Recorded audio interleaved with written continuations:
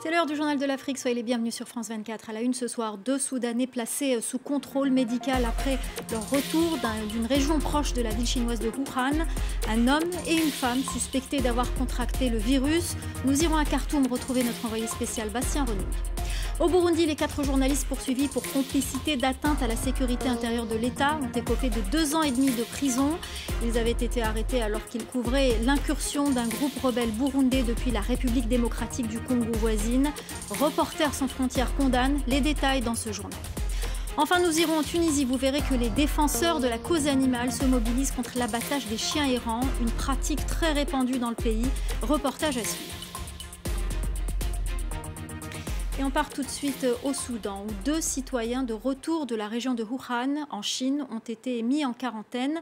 Ils présentaient des symptômes du coronavirus. Les autorités soudanaises promettent de prendre les mesures nécessaires pour éviter d'autres contaminations. Les détails de notre envoyé spécial à Khartoum, Bastien Renouille. Ces 2 personnes ont été identifiées à leur arrivée à l'aéroport international de Khartoum. Elles ont été placées en quarantaine par le gouvernement soudanais, le temps de savoir si elles sont oui ou non porteuses du coronavirus. Le gouvernement soudanais qui a fait savoir par la voix de son ministre de la Santé que le pays se prépare à l'arrivée de l'épidémie. 7 centres de tests ont été ouverts, notamment à Khartoum, à Port-Soudan ou encore à la frontière avec l'Égypte. Du côté des voisins du Soudan, on se prépare de différentes manières à l'arrivée potentielle du coronavirus. En Égypte, les contrôles ont été renforcés, notamment au niveau des postes frontières avec le Soudan. On teste désormais certains dromadaires pour savoir s'ils sont porteurs du coronavirus. En Éthiopie, les vols d'Ethiopian Airlines depuis la Chine n'ont pas encore été suspendus. Au désarroi de la population, certaines personnes reprochent au gouvernement de vouloir maintenir de bonnes relations diplomatiques avec la Chine, au risque de mettre en danger la population éthiopienne. Plus de 1500 voyageurs arrivent chaque jour depuis la Chine à l'aéroport international d'Addis Abeba. 4 personnes porteuses potentielles de coronavirus ont déjà été identifiées en Éthiopie. Enfin, du côté du Kenya, tous les vols depuis la Chine ont désormais été suspendus, qu'il s'agisse de Nairobi ou de Mombasa. 3 personnes porteuses potentielles du virus ont déjà été identifiées dans le pays, mais pour l'instant, aucun cas n'est confirmé. Et puis sachez que Khartoum a annoncé ce lundi soir la mise en place d'un pont aérien depuis Wuhan pour rapatrier ses ressortissants. Il y a aussi un ressortissant camerounais qui a été diagnostiqué positif au coronavirus. Ce jeune homme de 21 ans, inscrit à une université en Chine, a contracté la maladie après un séjour à Wuhan, épicentre de l'épidémie. Il a été, selon les autorités chinoises, hospitalisé à Zhenzhou, à 500 km au nord de Wuhan.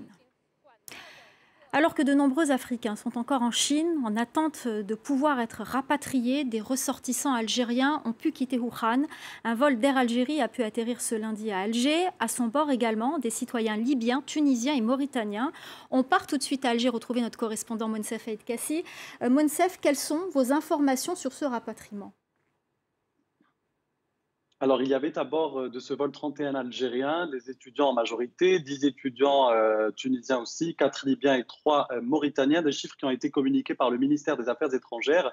Ils sont en principe 31 Algériens au total qui devaient rentrer. On ne sait toujours pas pourquoi 5 personnes manquent à l'appel au moment où l'avion quittait la ville chinoise. En tout cas, les autorités rassurent. Le vol spécial de Wuhan affrété par Air Algérie n'a rapatrié aucun cas de coronavirus à Alger. Il n'en existe pas. D'ailleurs, en Algérie, c'est un démenti formel et officiel qui survient au lendemain d'une folle rumeur sur les réseaux sociaux selon laquelle des individus de nationalité chinoise porteraient le virus.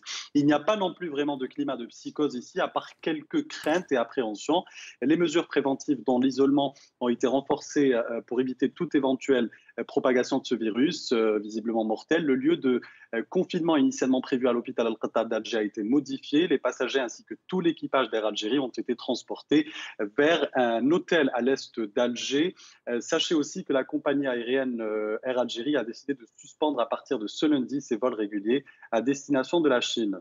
Merci beaucoup, Monsef Aïd Kassi, pour tous ces détails. Voilà ce que l'on pouvait dire sur le virus, sur le coronavirus en Afrique. On en vient au renforcement de l'effectif de l'opération française Barkhane au Sahel. La France a annoncé l'envoi de 600 hommes supplémentaires. Ce nombre inclut les 220 légionnaires déjà confirmés.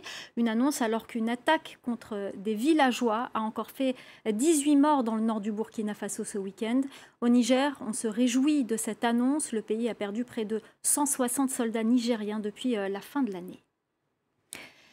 Cette condamnation au Burundi, 4 journalistes ont écopé de 2 ans et demi de prison ferme, arrêtés en octobre dernier alors qu'ils couvraient l'incursion d'un groupe rebelle burundais depuis la République démocratique du Congo voisine. Ils sont accusés de complicité d'atteinte à la sécurité intérieure de l'État, des accusations infondées selon leurs avocats et l'ONG Reporters sans frontières. Pierre Delrieux. Le parquet avait initialement requis 15 ans de prison pour ces 4 journalistes, les accusant de complicité d'atteinte à la sûreté de l'État. Le tribunal de grande instance de Bubanza les a finalement condamnés à 2 ans et 6 mois de prison et à une amende de 1 million de francs burundais. Un jugement sans preuve rendu en l'absence des accusés selon leur avocat, qui a d'ores et déjà prévu de faire appel. Je déplore le fait que le juge a requalifié sans pour autant nous inviter mes clients et les défenses pour que nous puissions présenter nos moyens de défense par rapport à cette nouvelle inculpation. C'est pourquoi je dis qu'il y a une violation du droit au procès équitable. Les 4 journalistes avaient été arrêtés le 22 octobre dernier alors qu'ils couvraient l'incursion de rebelles burundais venus de la RDC voisine. L'accusation avait basé l'essentiel de son argumentation sur un message WhatsApp qu'aurait envoyé l'une des journalistes. Dans ce message, elle aurait écrit « Nous nous dirigerons vers Bubanza pour aider les rebelles ». Accusés de tentative de complicité avec des rebelles, les journalistes et leurs chauffeurs ont passé plus de 100 jours en prison. Le rédacteur en chef de leur journal, Iwaku, l'un des derniers journaux indépendants du pays, défend ses collègues. Parce que nous continuons à clamer l'innocence de nos confrères. Ils sont innocents, ils sont des professionnels. S'ils sont installés là-bas, c'était pour un tout petit peu essayer de faire ce que le CNC nous recommandait, d'aller sur le terrain, de voir de nos propres yeux, plutôt que de raconter des choses que peut-être on reçoit par téléphone. À quelques mois de la présidentielle au Burundi fixée pour le mois de mai, Reporters sans frontières a fortement critiqué la décision du tribunal, la jugeant politique et destinée à intimider les journalistes indépendants. L'ONG a aussi dénoncé des accusations fabriquées de toutes pièces et évoque un triste jour pour la liberté de la presse au Burundi. Dans le reste de l'actualité, en bref et en images, la reprise des cours dans les établissements scolaires de Libreville au Gabon. Après une semaine de fermeture à cause de rumeurs d'enlèvement d'enfants à la sortie de l'école, syndicats et associations de parents d'élèves ont appelé à la reprise des cours. En Algérie, le détenu d'opinion Samir Belarbi a été acquitté par un tribunal d'Alger. Un acquittement après avoir passé 5 mois en détention préventive en sortant de prison ce lundi. Ses premiers mots ont été aux détenus d'opinion, toujours en prison. 3e sommet entre le Rwanda et l'Ouganda. Les présidents Paul Kagame et Yoweri Museveni se sont rencontrés à Luanda ce dimanche. Le but de cette médiation menée par la République démocratique du Congo et l'Angola est d'apaiser les tensions entre les 2 pays voisins qui s'accusent mutuellement depuis des mois de déstabilisation. Le Rwanda et l'Ouganda se sont d'ailleurs mis d'accord sur un échange de prisonniers. Vers une normalisation des relations entre le Soudan et Israël, le Premier ministre israélien Benjamin Netanyahou et le dirigeant soudanais Abdel Fattah al-Burhan ont abordé la question lors d'un entretien historique en Ouganda. Nous verrons plus en détail dès demain les conséquences d'une telle normalisation sur l'économie soudanaise. En Tunisie, l'abattage des chiens errants est une pratique répandue. Défenseurs de la cause animale ou vétérinaires se mobilisent pour tenter de l'éradiquer et de sauver des animaux. Reportage de Lilia Blaise et Hamdi Tlili.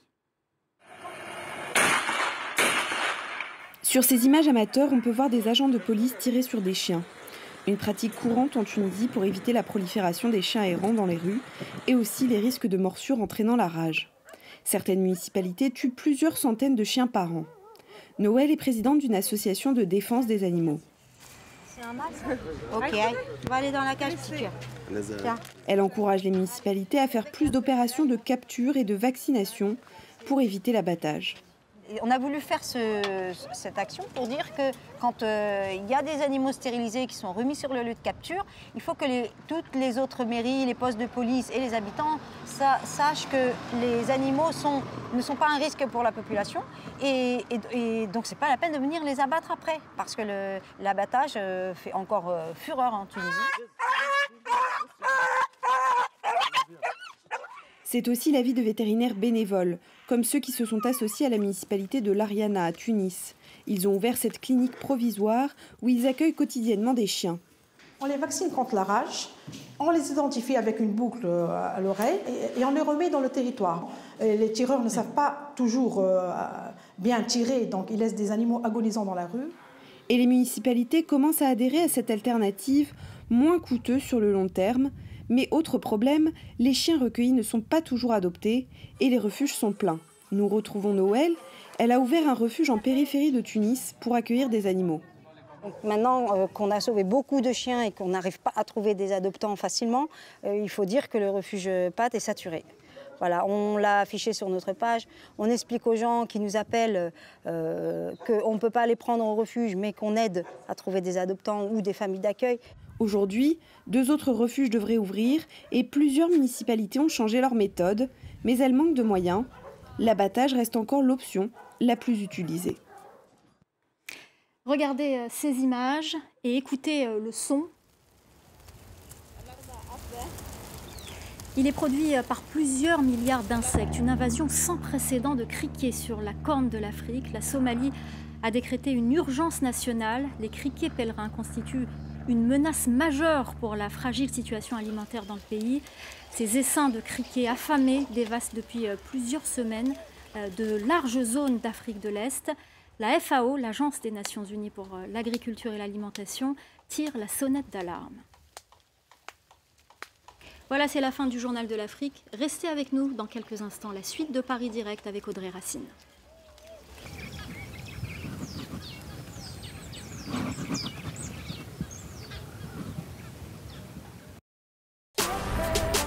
Cette semaine, dans le Paris des Arts, nous recevons le sculpteur Richard Orlinski qui nous expliquera pourquoi il déchaîne tant de passion.